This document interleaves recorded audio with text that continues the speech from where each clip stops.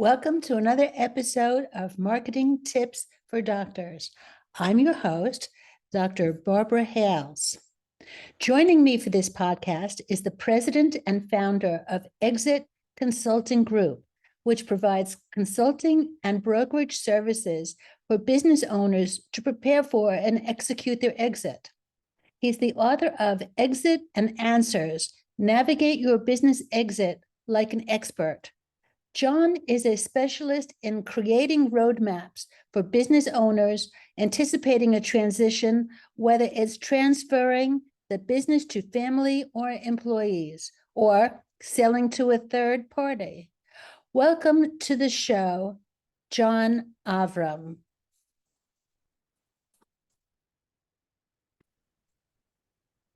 Welcome to the show, John. Thank you. Thank you for inviting me.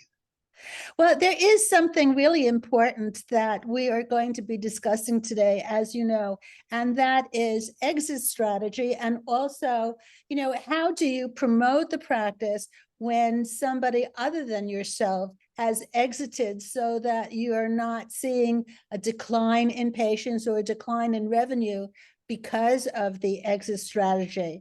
So let's start off with talking about exiting of a business partner. How does that work, and how do you make it so that you don't suffer for it? So what we see in business partnerships is the most successful business partners is when one person has one skill set and the other one has the other. And so one might be more sales, one might be more operational, one might be more financial. And so when you lose a partner, one of the biggest challenges is what the yin-yang relationship of a very healthy relationship partnership becomes challenged. Because the one person is kind of taking, well, I've got a full plane and we're going to cut it in half. It just doesn't fly the same. So our best advice on exiting is a well-timed, strategically planned, and particularly in professional services like the doctor's business, which is very much relationship-based with their clients.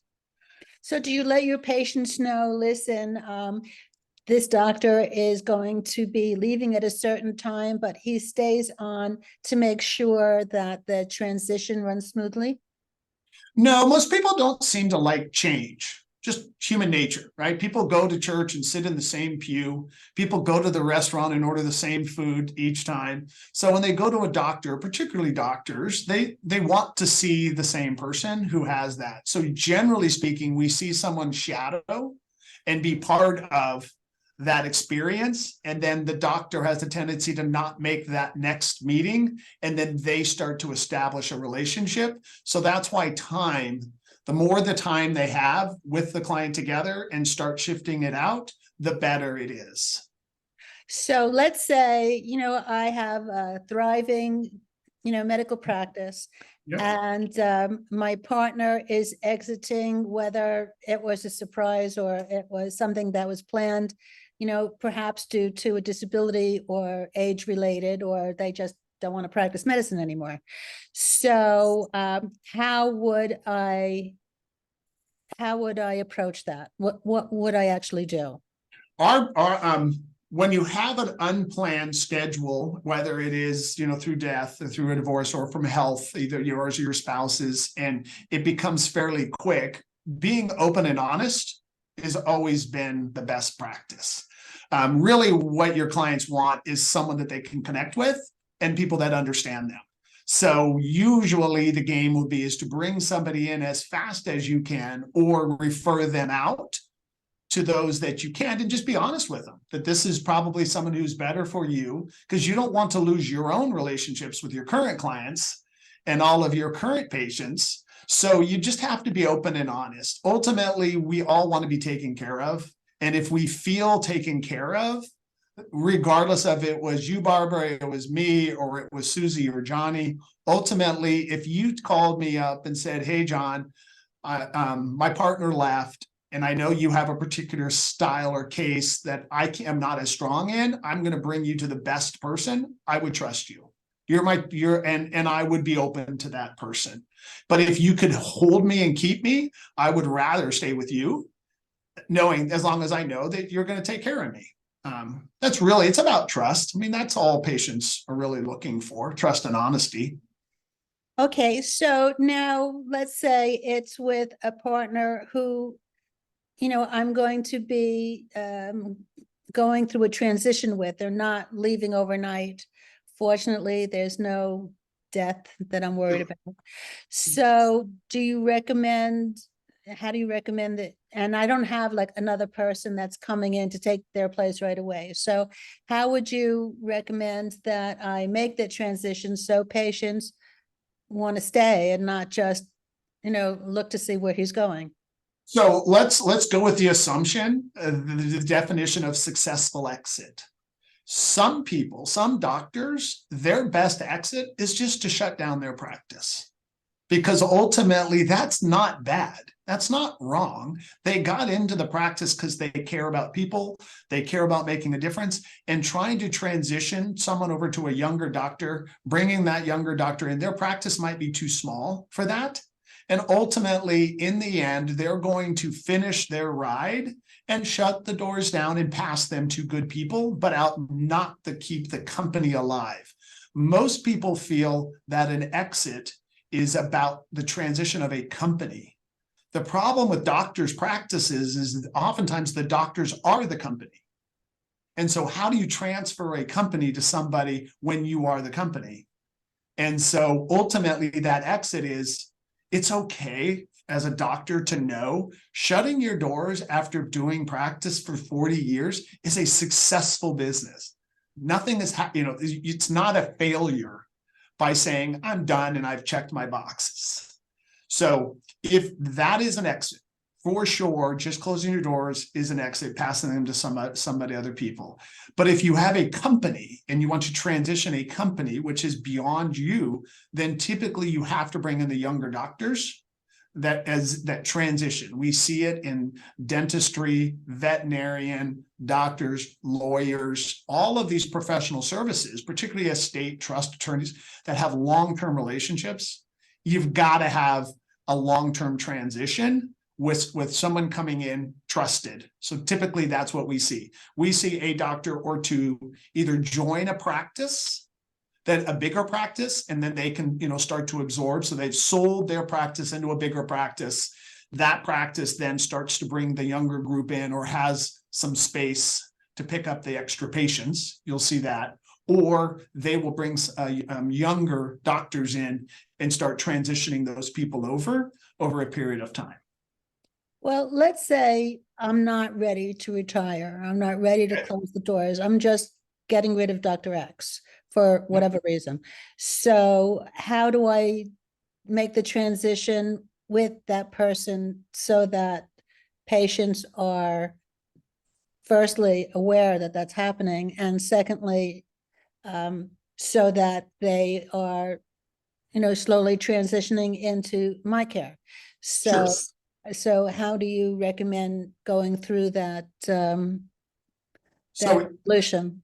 when we have two partners, and let's assume you and I are partners, Barbara, and I've decided I'm going to leave. If it's an amicable departure, because not all partnerships end up amicably, right? That's true. So if you and I are angry with each other, I just disagree, I want to go down a different path, that partnership divorce, legally and financially, how do you value the company? How do you value the patients? There needs some professional advisory around when I want to take my business with me and you want to keep the business, or we disagree. So leaving that approach aside, which we call a divorce, if it's amicable and I just want to be done and hey, I want to help, then generally it's up to the departing partner and doctor to assist in transitioning these over to you. So if I'm going to leave, generally I'd have an agreement with you, Barbara. Hey, Barbara, let's look at all my clients. Let's see which ones you can keep. I get a piece of that for a year or two, whatever. I get a percentage of something, or I'll stay on. Oftentimes doctors will whittle down their hours and just come on one day a week, or they'll kind of be your backup when you're on vacation, and they work on this transition. But then we figure out which of the best patients you want to keep, which ones we don't. And we talk about it from a patient care perspective and how much workload you can actually handle and keep that product up. So if it's amicable, it's great. because you have two very smart people that put patient care first, then it can work. If it's not, if it's a divorce, or if it's not timely, when it's just because of an unfortunate situation, it becomes bumpy for sure. There are some people that say a practice does not really have any value when you go to sell it these days, because it comes down to the insurance that you are provided for mixed with, like your personality. And so it's hard to have the patients transition over, since they're coming to you because they like you, and as you say, you are the company. So is there still a value to selling a medical practice these days? There's a very big haircut in the value. So you definitely don't get your full market value, because buyers know that there's going to be a reduction. So it can be anywhere from 30 to 50% reduction in your client base if I was to take over your practice from you, because it's just kind of how it naturally works. So you don't get as much value when you are a sole practitioner. What you're seeing, though, is a big roll up of doctors, and they're all belonging to groups. So physician groups is really what's happening out there. So you can cross refer to each other, and it becomes less kind of solopreneur, survivor island. And you can be part of a group. You can still be your own doctor, but you're part of a group. You see this in professional services with financial planners and real estate. You see attorneys, you see CPA firms, and you're seeing more doctors rolling into those type practices. It's recommended, as you know, that thinking about your exit strategy shouldn't be when you're at the end of the line, but like when you're first starting out, so that your strategy makes sense. So what do you advise doctors that are just starting out in terms of their future exit strategy? It's been very hard to get doctors. I mean, business owners as a whole are difficult to think about what's going to be your exit, particularly in the professional service industry, because you're doing something you love. I mean, you're doing this because this is kind of who you are. The profession picks you. You don't necessarily pick the profession, right? And so it's hard for them to think, is there anything else besides me? And our biggest challenge in exiting is really the owner's willingness to walk away. And it's because they get so much value in their business that they are afraid that if they walk away, they're going to lose their purpose. And, if there was anything that we could push out to your listeners, Barbara, is going to be, understand that an exit is personal, and it's going to be harder than you think. It's not like selling a house or selling your car. It's not an asset. Oh, I'm just going to go sell my business. This is you. This is who you are. This is your name on the building. This is people that have been calling you and have trusted you, and people respect you because of who you are. And once you become just a normal common folk person, employee out there, or just non-employed, there's a significant gap in value that particularly entrepreneurial people get. And it is what we call the owner readiness. So there's three parts to exiting. One is the owner readiness. The second is the business readiness. And then the third is the market readiness, right? So those are the three areas we're working in. By far, the biggest challenge is owner readiness. They say they want to leave, but when it comes down to it, they'll say, well, that's not enough price, or no, this isn't the right time, or maybe next year. And it's because they're scared and they don't know what they're going to do. And that's a very big part of doctors, particularly because they get so much value out of helping people, that walking away from it is scary and hard for many doctors. Maybe not emergency room, but definitely general care practitioners. Is there something that you would advise them a certain number of years prior to them considering leaving, so that they can fill that gap, or so that they don't have that emotional trauma regarding leaving? Everyone's going to have the emotional trauma. Some people have been able to fill as they they at least acknowledge it. If you acknowledge anything, right, then you can start working towards, you can find other things that fill your batteries. This isn't the only thing. It's just, this is all they know. And so the challenge in professional services is how much the owner is involved. 5 years is a minimum in professional services to start planning your exit. So if you're and because when I mean planning your exit is, it will take you 5 years to make sure that you've thought through the taxes, you've thought through the legal, you've thought through the emotional, you've figured out how you're going to handle this, I've identified someone you're going to try to work with.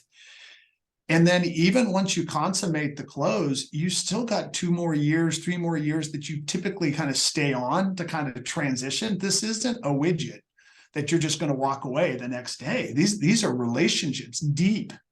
So, it's, when I say 5 years out, it ends up being about a 10-year cycle, because it takes you 5 years to get to a place to transact. And then it takes you 5 years to get out and get paid out of the transaction. Mm-hmm. So the sooner that you can set that in motion, those don't have to be in serial. Like you can plan your exit, but then wait for 5 more years and then do it when you want to. But if you don't have a plan, because most doctors aren't going to plan ahead on their exit, they just don't, then you need to understand this is a long process.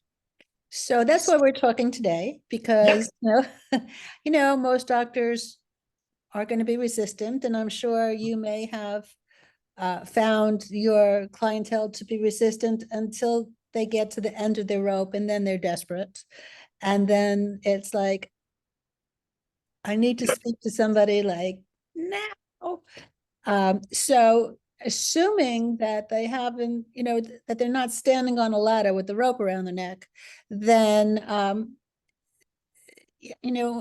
what do they do during those 5 years? How do you advise them? So I thought that I would be an exit strategy, and you'll always see financial planners out there putting out this exit strategy. And I learned that we were 17 years into this now, that there's really not a lot of exit strategy. It's exit consulting. Like, they don't strategize. The time they call you is when they're ready. It's just, it happens it's no longer time to strategize. It's time to actually put things in motion. Particularly, entrepreneurial people, they just wake up that day, or they set a date. I'm going to retire at 65 or 70. And it's like 1 year, they're like, I'm going to retire December of next year.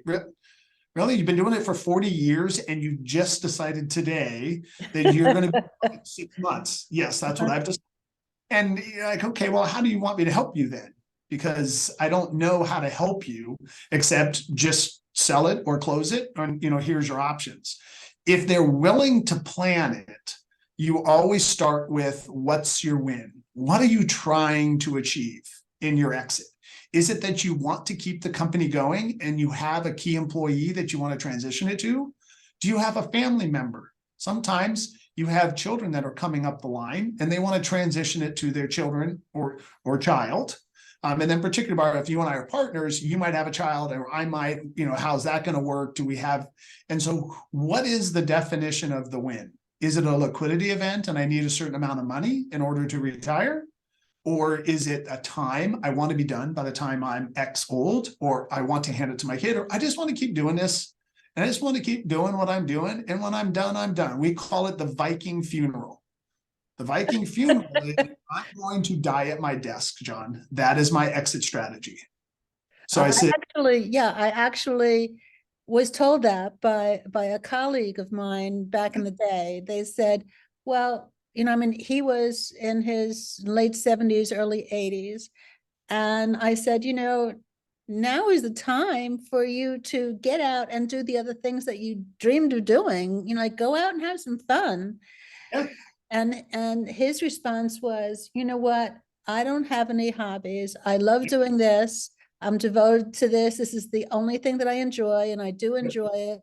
And success to me is doing it until I just drop dead in the OR, or, in the office, which it's pretty dramatic, but he was serious about it. That is an exit, Barbara, and it is scary. how many people truly, and as long as you own that, Barb, I'm completely fine. Here was my advice. If that is your plan and you want to have a Viking funeral, then just get enough life insurance and make sure that we can hire the right people. So your widow or your children or your trust has to figure it out, that they have enough money to figure it out the right way.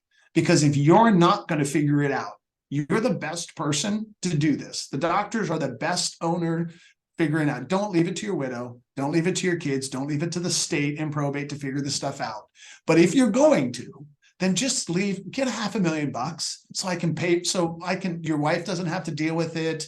Your kids, so they can pay someone to kind of figure out how to close out the company, figure out all the accounts, file tax returns, transition the company over to somebody else, get your patients, like just leave me money for the kids. And then that is an exit. I'm still okay with it because it is an exit, but that's what I mean by defining their win. Once you know their win, then you figure out how to build a plan towards it. Can you give us, some success stories? People, would love to hear some stories. And of course, anyone that talk about without being personal, is great because people can identify with it. They say, oh yeah, that's me. And, if they're successful, then you could make me successful too. So could you give us maybe a story of somebody that you helped? Sure. So we had a family practitioner who's been in a small town. We're in San Diego. San Diego was actually considered a small town, even though it's not. But unfortunately, they named their company, their business, their name. So call it Dr. John Ovrom, right? So of course, John Ovrom was the doctor, right? So everyone's been coming there, and they've had grandparents and parents and kids, and they've given been at all the births and done all this stuff. And they decided at 70 that they would design an exit. Like, this is about time. Okay, sure. I mean, 70s is better than never. And for that individual, we went through the process of, what do you want? What is your win? And the win was, no, I don't want to die at my desk. I would love to get some liquidity out of this. Okay, great. All right. So you want a liquidity event. Do you want to hand it on an internal sale to a key employee? Do you want to bring a doctor in? Do you have a family member? I don't have any family, and I don't really have the practice isn't big enough for me to just hire someone to come in and eventually take that over. And I don't really have the patience. So we said, okay, if you're going to have a liquidity event, then you're going to have to probably sell it to a physician group.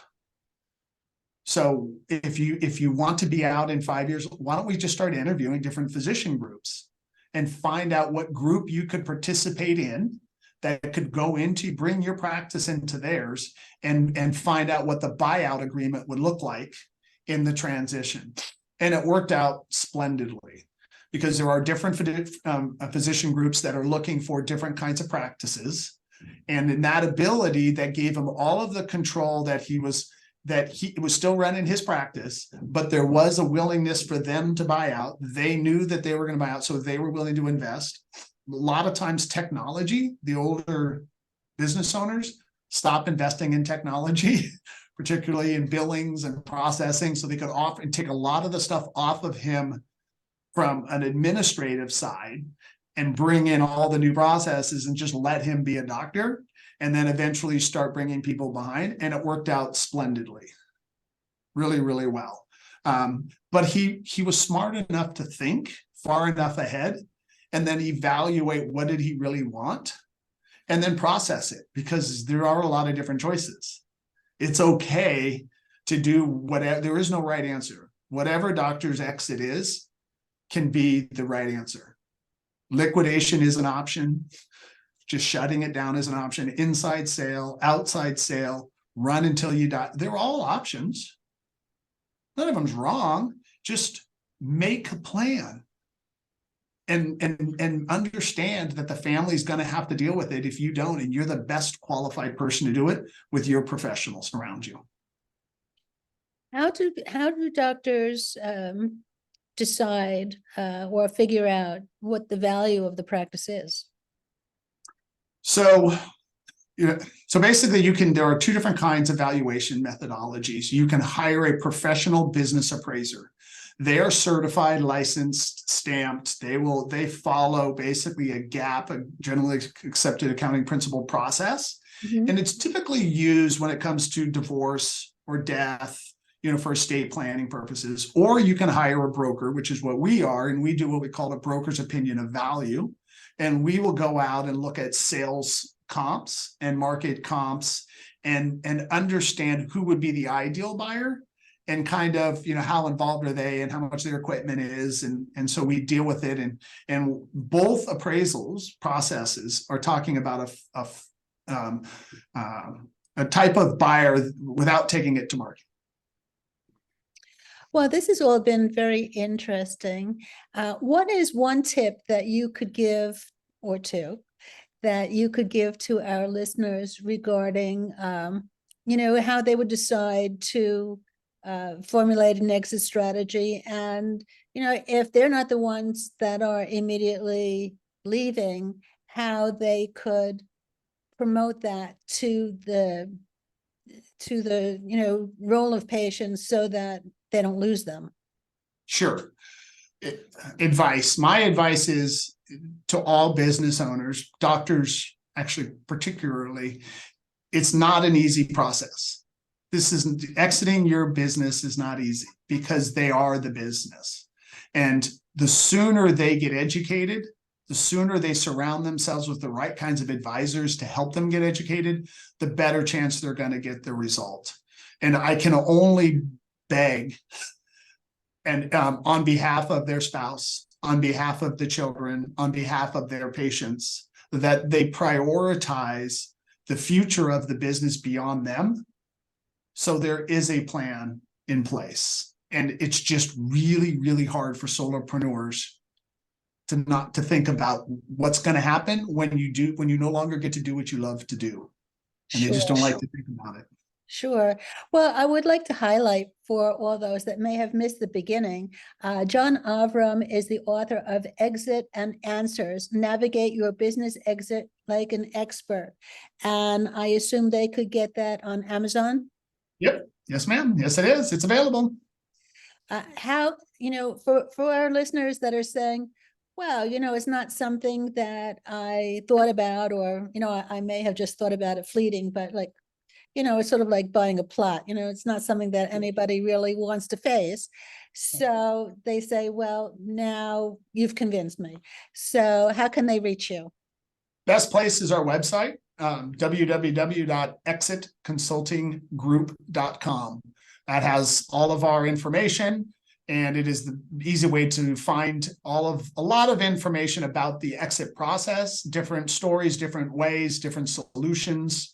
A lot of different articles. It's our goal is to be an educator. Really, all business owners want to know is, what are my choices? Like, just be honest with me. Don't sell me. Just tell me my choices. I'm smart enough to figure it out. And that's why we started this, is I've always been a business owner, and I sold my company. I was really disappointed in the availability of just honest, independent advice. It was always someone trying to convince me that I should sell, or I should take, and I just wanted to know my choices. And Which that's is, what we've set up. when it comes to the end, that's what everybody wants. That's, something that may be like keeping them up at night. And by giving them the options, they can then move forward. They know what the choices of future steps are. So it takes that agony away. Yeah. And everyone, the business owners are generally, I got to figure it out myself and do it myself. Get people around you that know how to do this. Don't try to do it all yourself.